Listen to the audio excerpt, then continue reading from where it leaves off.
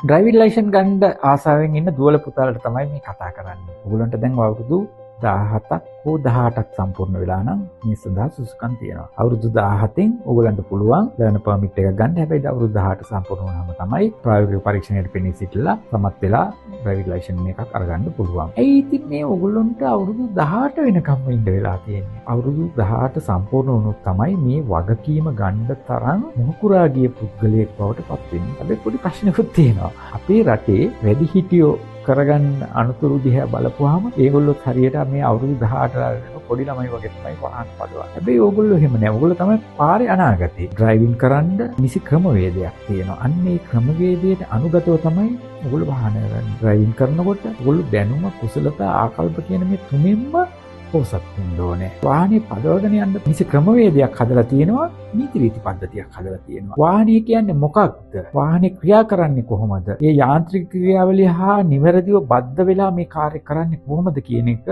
ඔයගොල්ලෝ දැනුවත් වෙන්න ඕනේ. වාහනේ පිළිබඳ කාර්මික දැනුම, වාහනේ නඩත්තුව, හදිසියකදී කටයුතු කරන්නේ කොහොමද කියලා මේ හැම දෙයක්ම දැනුවත් වීම වැදගත් වෙනවා. අන්න ඒ සඳහා තමයි ඔයගලන්ට උවමනා වෙන්නේ නිවැරදි ක්‍රමවේදයක් තියෙන විදුරු පාසලක් තෝරා ගැනීම. ඩ්‍රයිවිං කියන්නේ ප්‍රෝග්‍රෑම් එකක්. ඒ ප්‍රෝග්‍රෑම් එක හරියට නිවැරදිව ලියව ගන්න ඕනේ. ඒ සඳහා ප්‍රවීණයෙක් දෙන්න පුහුණුව අත්‍යවශ්‍ය වෙනවා. මම යෝජනා කරනවා අනිවාර්යෙන්ම මේක නිවැරදිව හරියට හරියටම කරගන්න කියලා. මම මේ දෝපදේශක පුල්ගමගේ වගකීමක් සහිත ගුණවත් විද්‍යාඥයෙක්.